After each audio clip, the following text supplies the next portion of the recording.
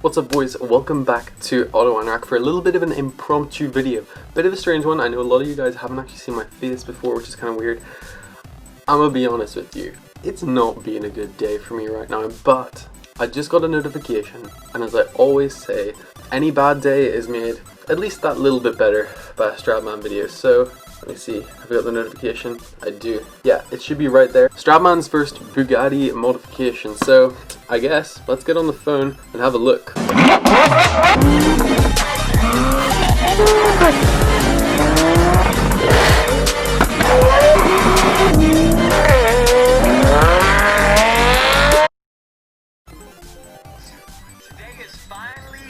I've now owned the Veyron for 3 weeks. I put just over 1,000 miles on the car. I own roughly 5% of the total miles, but it still doesn't feel like my Veyron, because the previous owner, he wrapped the car, he put the Anarchy wheels on the car, and it looks incredible, but it kind of sort of feels like his car. Ladies and gentlemen, welcome back to the channel, and welcome back to the vlog. So we're going to be modding the Veyron today, but in other news, the Aventador is kind of sort of dead. She is dead. Well, she's not dead, but like, she died again. I'm gonna reveal the surprise. So one of the reasons why I love the Stradman is because the Aventador is my favorite car. I've actually got one right here. It's not quite as big, but this one's an auto art. Waited a long time to get an auto art Aventador because they're not cheap, but they're worth it. Spoiler comes up. If any of you guys have any model cars, let me know down below. Anyway, sorry for that, got distracted. Aventadors always make me distracted. I'm gonna reveal the surprise immediately. We're getting new wheels installed on the Veyron, but they're not just any kind of sort of wheels. They're off of Veyron Sang Noir. The Sang Noir is this really cool special edition Veyron. The wheels are very expensive. They look very cool. They're diamond cut, but almost more importantly, they come with a factory set of tires. So, to give a little bit of context behind this, the reason why the car and a lot of Veyrons actually right now don't run the original stock wheels is because they're so expensive. I know the tires at least cost about $20,000 and you have to switch them basically every year. But after 3 years, you need to buy new wheels which get glued to the tires. And that job costs $70,000 and you have to send it off to Molsheim in France where the Bugattis are made. So you don't really want to do that. The Sang Noir, I believe that was the one he said. That's a beautiful car, beautiful diamond cut wheels. However, I will say that I like these ones a bit more. This is the Centenaire, but I can see why he doesn't have these wheels because only 5 Centenaires were ever made. And it's not Centenario, it's just Centenaire.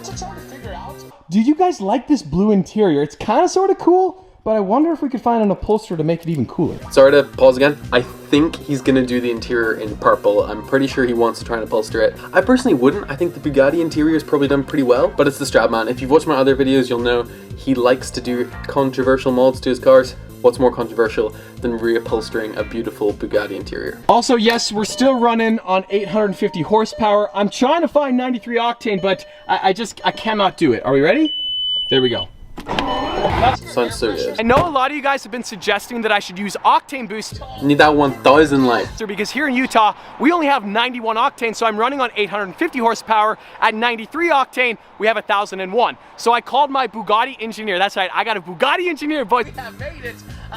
He's moving up in the world. Strati is moving up. Bugatti engineer. He said no octane booster. I didn't ask why. He's a Bugatti engineer. I'm an idiot. As an idiot, I say yes, I follow the rules. I don't know why. I just want each and every one of you guys to appreciate the enormity of this chassis mounted wing on this Lamborghini Gallardo.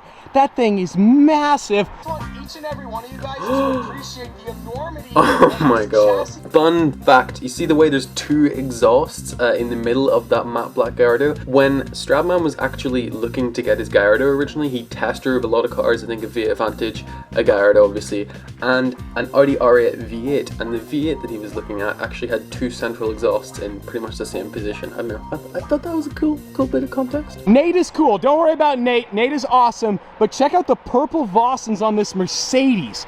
Those are ridiculous. Dude, I need those. yes, you do. You do. On the and Bugatti? You need this purple on the Bugatti, on the front. Wait, is that what we're doing today? Are these my wheels right here? Oh, we can ask Taylor. Okay, let's ask him. I don't like them. Too much of a clashy spec. Matte black, then with the white tire writing, and then with the purple wheels and the yellow calipers. No, that's too much of a clash. We got the whole squad rolling out the new Sang Noir wheels. They look so... You see, They're very cool. Well done, Stradman. And I do prefer the stock wheels in the Veyron, but Centenaire's where it's at. Tell Strad to get Centenaire wheels. Look at the monstrosity. So these are 365s. My baby little hands are right there. The widest production tires in the entire world. My wheels are like 185s in my car. And these Sangnor wheels are 80,000 euros. 80,000 euros, and the tires are $38,000.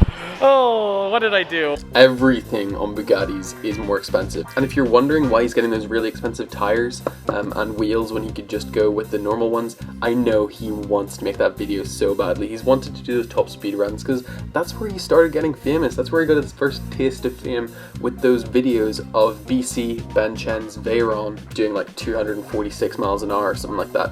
Ben Chen, same guy that crashed that Courier GT a while ago, but he's kind of notorious in the car world. Interesting guy, worth a look. But yeah, that's why he's going to do it. It's a sentimental thing, and I'm pretty sure he'll get a lot of views after his Aventador high-speed run. Like, the possibilities are endless.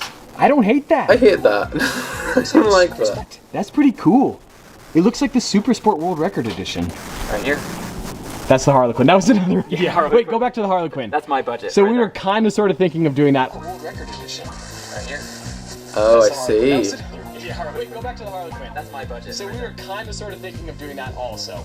Maybe That would be funny. The Anarchy wheels looked awesome, but these Sang Noir wheels, they just have like more meat to them. It just fits the design of the car so much better.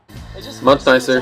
Thing is, I'm now just remembering it. If you watched Life of Palos, you would have seen what the car originally looked like before it got sold to him, and it did have those wheels, I'm pretty sure, and then he probably got those with the car, so that's pretty cool. The car right now, because if I puncture one of these tires, we have to replace all four. They're $38,000 a set. Jeez. Imagine your tires being the cost of a used Aston Martin V Vantage. That's insane. Like, that would have been a dream car for him, I'm sure, many years ago, because I think he test drove the V Vantage, and now his tires are worth the same. It's a pretty good representation of his success. Anyways, here she is, boys, the Gladiator 6x6. Gladiator 6x6. That poor Gladiator. That Gladiator, like, he talked about it for probably 6 months when he had his last Jeep. Didn't do it because then he realized there'd be a new Gladiator coming out, and then when he got the new Gladiator, it took weeks and weeks and weeks for them to finalize all of the build process, you know, how they were actually going to end up doing it, and then because of COVID, it's taken ages to do the build, so I'm very excited to see that. If you want to see stuff about his Jeep Gladiator 6x6, watch the actual video, but I'm kind of skipping past that stuff because it's really just about the new Bugatti mod. We haven't had any purple on the channel in forever. The matte iced amethyst titanium, it looks so good. I've missed Guys, it. check this out. In about 2 to 3 months time, we're gonna be rolling with a purple Veyron and a purple 6x6 Gladiator. Like, that's cool. The reincarnation of the purple army, it's getting better. Okay, that was like, I hyped that up so well. Yeah, I mean, does it get any better? Does it get any better? Like, Veyron for me as a kid was always like peak, so I don't know, maybe a Chiron, but why would you spend 3 times the money? I don't know. I do like the Chiron, but I always thought the Veyron was kind of cooler because it was a kind of benchmark car at the beginning.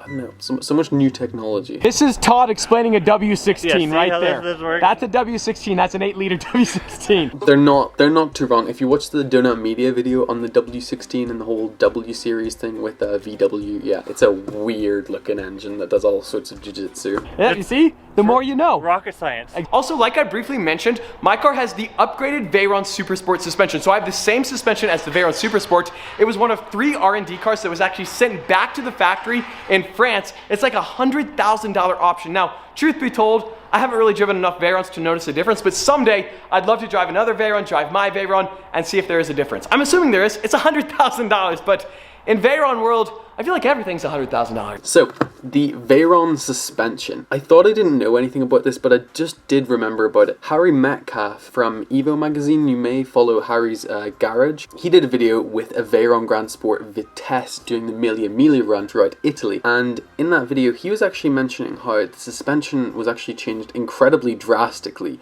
between the Veyron and the Veyron Super Sport. And apparently the suspension is actually a lot more supple on the Super Sport. It's the exact opposite that you'd expect. You'd expect with the Super Sport that it gets more hardcore and I suppose tight and things like that. Whereas apparently it's actually a bit more supple and the car rides nicer. I think it's just updated technology after about 6 years. It just happened. And also I think it makes it a bit more stable at high speed, and it's a bit more confident in its footing at high speed. So I don't know, I think the suspension upgrade is actually kind of interesting. Not what you'd expect. Now, that is going to effectively end today's video, but we have one last item. So tomorrow, first thing in the morning, the Shelby Raptor is being driven down to Las Vegas, Nevada to expel Las Vegas to get a very new custom wrap. I'm going to be daily jacking the front, which is not a bad thing, but it's going to be kind of sort of on. But just like that, this vlog is over, and I'm out. And now I'm left where all you guys are. Yeah, I'd have to say my day wasn't going too well, to be honest, and it's been made a little bit better. I hope you guys enjoyed that. I know I will undoubtedly get lots of comments saying stealing Stradman's work and things. That's why I put in a bit more commentary in this video and have taken away a bit of the Stradman content, so hopefully it's a little bit more original. Something I wanted to do though, I've never seen anyone actually reacting directly to car videos, whereas I do see a bit of it online. I might not do this again, but I am definitely going to do it with another video on quite an interesting car, the funniest thing I've ever watched on Jay Leno's Garage. Unfortunately, I wasn't laughing with them, I was laughing at the company, so let me know if you want to see that in the future. Ooh, also, we should do a segment. Let's do a segment. Now, I really haven't had that much success on my channel in the last few years. I got to like 4,000 subscribers, and then things kind of evened out. Why? Because I was just kind of focusing on education and doing well. But obviously, over this time period, during COVID, I've been able to spend a bit more time in it, and it's grown a bit. One thing, though, I forgot about that I really wasn't used to was comments. And I think it would just be nice to show up some comments. So there's like comments that make my day. I love them. So we've got Snugs Lug, and he said, "That is a great sum up of his life story, bro. Well done. Been watching his vids from when he had the TT." Same as me. I love seeing that because I'm a Stradman guy. You're a Stradman guy. It's pretty cool. I love the community. So yeah, there he is. That's the kind of comment that I love. And then there's some other comments that are just, I mean, I got a comment this morning. I don't know. I don't understand how people get certain ideas in their heads. So there's two of them I want to show. Okay, this is one from Jason Schmidt. And he comments, "Nobody can understand a word you're saying. Taking videos from YouTubers and adding a commentary that makes no sense. You are not going to be a YouTube star." And that really hit me. First of all, because to be honest, I'd never considered the prospect of me being a YouTube star. Is that possible? And now I kind of feel offended, because now I kind of want to be a YouTube star, because he said that I can't be. I just said, "Thank you, Jason, for your contribution. Much appreciated." And one of you guys, one of the better ones, Esther Zumbach, I think, I hope it is, said, "I personally like his commentary, and I love Strad." Come on, you guys have got my back now, which I'm pretty happy about. But yeah, Jason Schmidt. Whenever I was a smaller channel, I wouldn't have had any of you guys to have my back. So I'm so happy that you're here. And if you are here, if you hate Jason Schmidt too, subscribe. You know, it's all I ask for. Subscribe.